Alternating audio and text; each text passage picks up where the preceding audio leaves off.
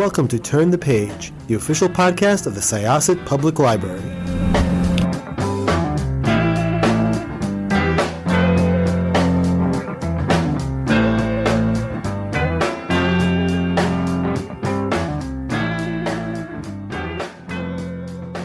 Hello, everyone, and welcome to Turn the Page, the official podcast of Syosset Public Library.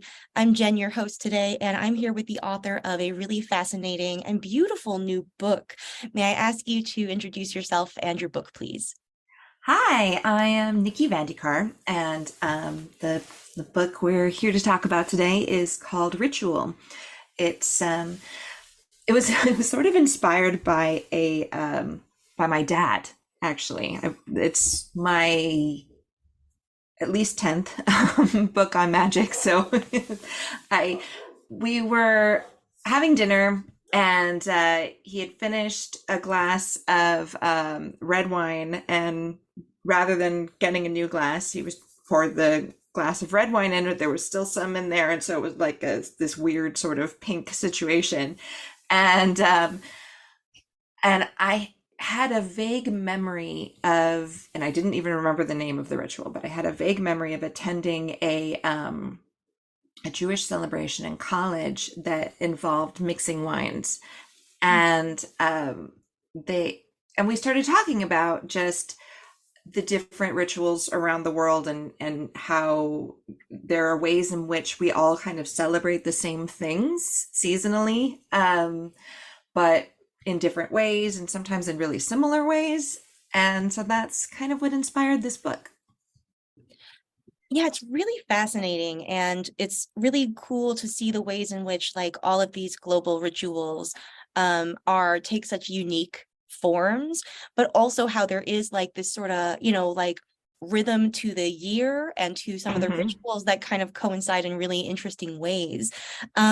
Before we get too much more into the book itself, I was wondering if you could talk a little bit broadly about your career and your journey to this book, because as you said, you've written a lot of magic books, but you've also written a lot of crafting books too. And as I was reading this book, I was thinking about all the cool ways in which like magic and crafting kind of overlap, because like you're taking raw materials and making something new out of them and like putting your intention into it. So yeah, could you talk about like how your intuition led you to this? That concept of, the craft as crafting is something that I think about a lot. And yeah, so I got my start writing knitting books. I wrote a book called What to Knit When You're Expecting, when when my kid was born, and that was really fun. And I got in touch with it was actually published originally in the UK, but my American editor and I just really hit it off, and we did a few other books together. And then she wrote me going, hey, I know you're you do some editorial work and stuff on the side, along with writing these knitting books. Do you happen to know anybody? We want to start doing some books on magic and witchy stuff. Do you happen to know anybody? And I was like, as a matter of fact, we'd never discussed this before. And so I wrote my first book on magic for them, Practical Magic. Not the movie, not the one that was the movie. It's more like a primer on all things witchy. And I describe it as being for like the witchy curious, which sort of described me at the time. And then since then, my practice has kind of grown along with my books, I guess. And so I write different books depending on like where my focus is right now, and what the different ways in which my practice is expanding and my knowledge is expanding. Yeah, that's really cool, and I love that you, oh gosh, like the opportunity was like literally put me yeah. It's very lucky. And like I just really like the way, as I said, that like the subjects kind of do work together, and that like the crafting brought you to the craft, and like that is a really lovely kind of verbal, echo that you out there. Yeah, they really do. And I think of knitting as thread magic, a form of thread magic, where you were particularly if you work from sort of, they call it sheep to sweater. So you get a fleece and you clean it yourself, you card it yourself, you spin it yourself, you dye it yourself, and then you knit it up yourself. And I've done that for my sister. I made her an Afghan. That is the something out of nothing, to the nth degree. And there, the labor and the intention and the magic that goes into each step of that process is like, just kind of really what magic for me is all about. And in all of my books, I have rituals and spells. And I think this might frustrate my editors and some of my readers sometimes. I almost never have like an incantation because I feel silly when I do them. Which is not that is not true of everybody. Incantations are an enormous part of a magical practice. I just feel silly. So I have crafts. I have things to do. I have like active things to do with your hands, teas. That for me is like in the labor is where the magic comes in. I do really like that, approach to magic, which is like, yeah, there are these guidelines that you can follow that have worked for other people, but there is also that kind of like expansiveness, where you can like kind of pick and choose like what works for you and like what helps you focus your intention, because those things aren't gonna be the same for everybody.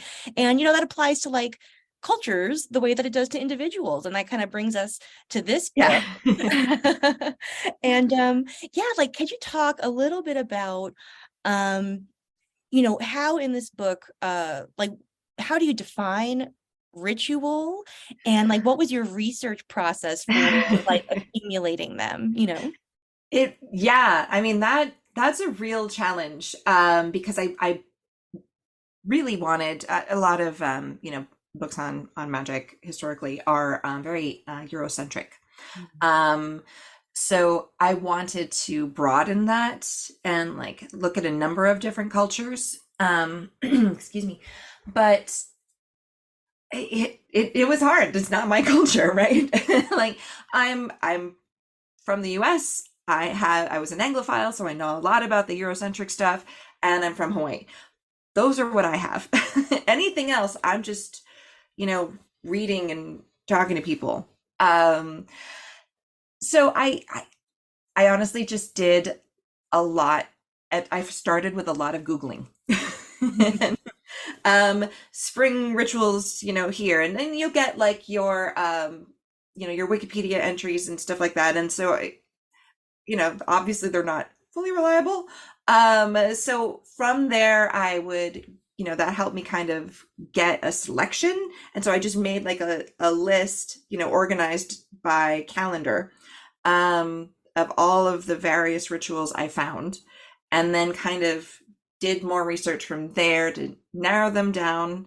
Some I was like, okay, this doesn't really seem to be a thing, or, oh, let's do this instead. I hadn't even figured out about this. And, I was writing it during the pandemic. And there was something about that was really comforting. For one thing, that was a time when it felt like the whole world was experiencing the same thing in a way that we, don't. And so this book was sort of a reminder that's sort of always true. We all have the same call, no matter where we live, no matter what our culture is, to celebrate nature. Absolutely. And, it is really interesting to see the way that does like manifest in all these different cultures. And the role of nature is something that I would like love to actually talk a little bit more about. Because it occurred to me like while I was reading this, that like when you like we have come to think of like humankind and nature as kind of like separate entities, or sometimes like in conflict, there's like oppositional forces. Yeah. And like I love that this book kind of like recenters some of that, and really like humans are part of nature, like we're not. Yeah. And I think that, so not all of the rituals in this book, but the vast majority of them are really old. So they date back to when we actually were in accordance with nature. And, I'm sitting here right now. We have had a solid month of pouring rain every day. Now that does feel like I'm in combat with nature a little bit. But at the same time, I live in such a rural area that we actually don't have water. We don't have town water. All of our water comes from the sky. We gather it on our roof and it goes into the water tank. And that's our water. So granted, right now, our tank is overflowing and there's more than enough.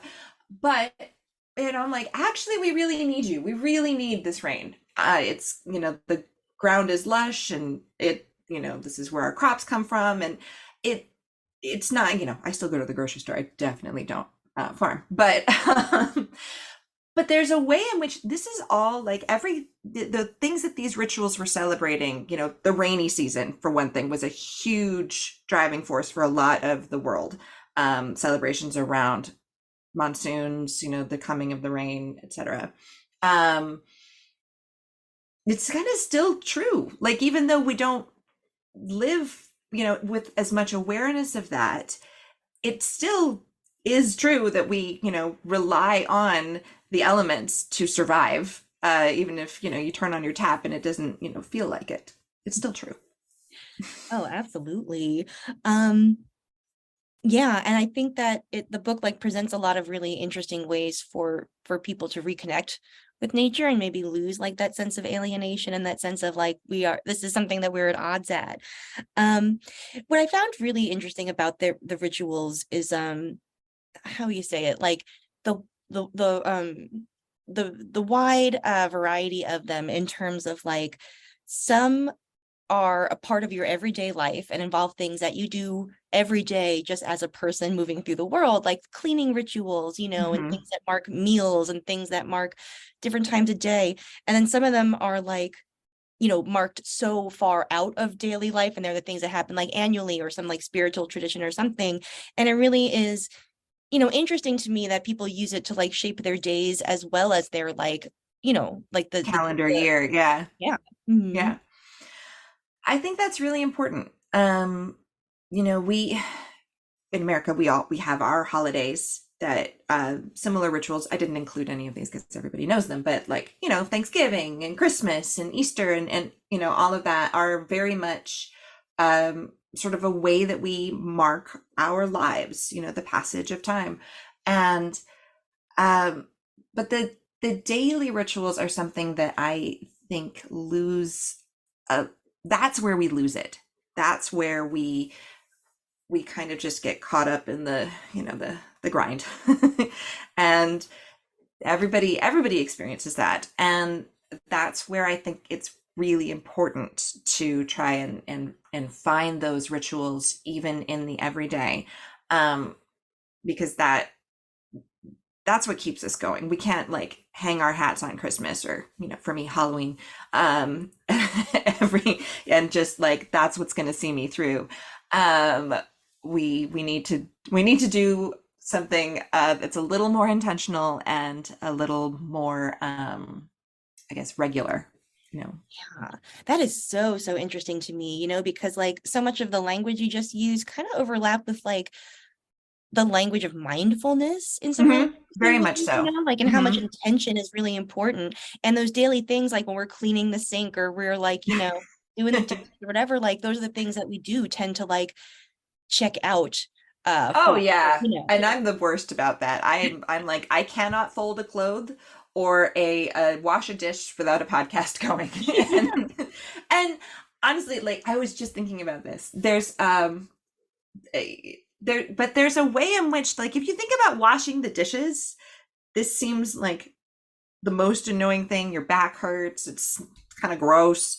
But you are, in fact, cleaning, let's say you've made dinner, which frankly is an incredible act of love and, intention and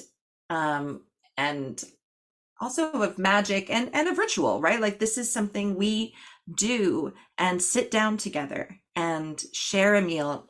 So many rituals are around meals. And Um, that, people talk, parenting books talk a lot about how like a family meal, sit down and talk, devices away for dinner is like hugely important for, children's health, for family health, all of that. So, we make an effort to do that, like most people do.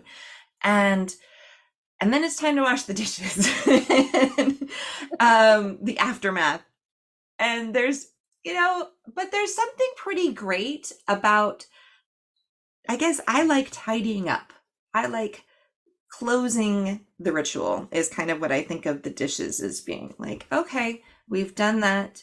I'm going to go do the dishes. Everything now feels settled, and we can, either go our separate ways for the evening. Maybe we play a game, maybe we watch a movie, but there's still a sense of completion that I think is really nice. Wow. Yeah, that is really lovely. And like it's really empowering in a weird way, to be like, I can take this like task that is like seen by many as like banal or boring Yeah. or a waste of time, and like imbue it with meaning, because like we can do that. We can decide to do that. Yeah. I was also really, to go back to crafting a little bit, like I was super interested too in how so many of the rituals and things like produce physical objects. Like Mhm. one of the ones that I loved, I think early on, was an egg spell, where you empty it of all the insides and then you use that, and it's something that it is like an object of magic but also an art object, Yeah. like and it's just really nice that, like, I think a lot of times too we see art and magic as being totally separate disciplines, and they are like actually really No, communication. they are. There's so much. So again, this is my jam, right? I love crafting something, even things I'm not particularly good at, like, and making them. And yeah, the egg spell was one of my favorites. And you can, if you find like a nest, you can hollow out the egg or an egg, a kitchen egg, because frequently, like if we find an egg, it's because the birds already come out of it. Um, but a discarded nest, and you can kind of make a branch, and then you have sort of that art piece, conversation piece, or whatever. My kid actually did that, and it's in their room, and it's amazing. um and I was thinking too, I'm a little hung up on Christmas, so today for some reason, it's not for a while. I hate sending Christmas cards. I've never done it. You get the family photo or what, and I love receiving them. So I don't know why I'm like this, but every time I get them, I'm like, oh, so and so, that's so great. And I put it up on my refrigerator, and I'm never going to do it. And then this year I did. I sent Christmas cards the first time. I felt like such a grown up, but I painted them. I did some watercolors and I painted them. I am not good at it. And I decided that was fine. And then, because it was personal to each, I didn't send a ton. I sent like 12. But so each card, the whatever, I decided to paint on it was personal for that person, something that they would, enjoy. And I wrote as legibly as I could a note on the inside, and I sent it off, and it felt like that's a ritual. The sending of Christmas cards is an American ritual, and one I decided I did want to participate in, but in a way that was more crafty for me. I do love that. I love that so much, because like gift giving is also like a ritual too. Like we mark so many Yeah, holidays with exchange of gifts, and like they do in a way produce magic. They like, because they cement relationships and they keep them going, and they like communicate love and all these things. And gifts are my love language. I like giving them. I like receiving them. Uh, and it is just really nice, I think, that this book does sort of encourage you to like find the magic in your everyday, like it can be about doing these special things that you've never done before. And that's really cool too, because you can learn something like that and expand your perspective and all that. But also like there's meaning in the things that we already do. And if you like shift your perspective just a little bit, like these things really can mean a Yeah, lot. yeah. And I think that can be really hard to do. Um, holding on to that shift of perspective, but it's also really easy to do because that's all that it takes. you don't have to be doing anything any differently. My sponge still smells bad in the kitchen. Mhm. And I still have to like wash my hands afterward and be like, this is gross. But it can be meaningful if you decide it is. And then it feels a lot better to do it. Oh, absolutely. Yeah. It goes from being like obligation to I don't know, like there being some choice in it, Yeah. Yeah. Are there any rituals that you either picked up from your research or that, encourage you to change your perspective on things that you were already doing?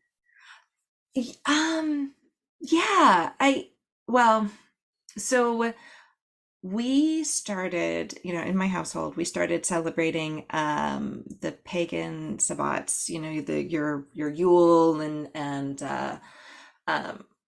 all of those, as a way to kind of mark the calendar year. And then I didn't really do it, to be honest, because this is what happens. We did it for like a year and then it was like, and then it got down to, hey, Marion Bullock, and that was it. And we can do better. So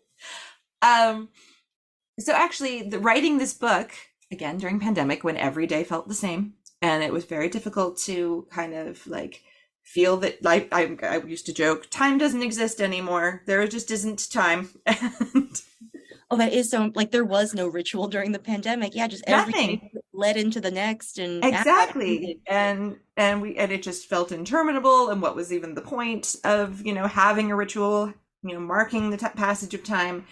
And writing this book sort of really helped remind me that is, always true, whether there's a pandemic or not, and that it's actually really valuable, and that there are ways to, sometimes we fear the passage of time. I'm a mom, my kid's growing up. I'm always like that. But it's also important to be mindful of it because, I don't want to sort of lose that, like, they change so much, and I want to be present for all of it. And sometimes, having those rituals and marking the passage of time and the changing of the seasons can really help you, remain present for that. Absolutely. Well, thank you so much for coming to talk to us about this book. Like, I really enjoyed reading it and thinking about all of the different ways it, gave me new ways to think about my own experience. And I just really can't wait to see like what you do next, and if you write more on this subject or even Yeah. your other stuff, because you've written on like a whole bunch of super fascinating topics. A bunch of things. Yeah. Yeah. Well, thank you so much. This was super fun. And like just a good reminder for me too, because as I say, it does take work. It takes intention. Yeah, absolutely. And I think it is okay if it, like, they can have cycles too. We could like be really into them sometimes, and then if we need to like draw back, like that's Yes, as life happens, and okay, maybe I don't have time to do this, this year or this day, and maybe takeout is okay. Yeah. yeah. Well, again, thank you so much. I really enjoyed talking to you. Thank you. You too. Thanks. All right, listeners, you should pick up Ritual at your favorite library or independent bookstore, wherever you get your books. It's a really lovely book. I didn't even get to talk about the art, but the art is really beautiful too. It is very pretty. All right, thank you so much for joining us. It's time to close this chapter. It's time to close this chapter of Turn the Page. Join us for the next episode.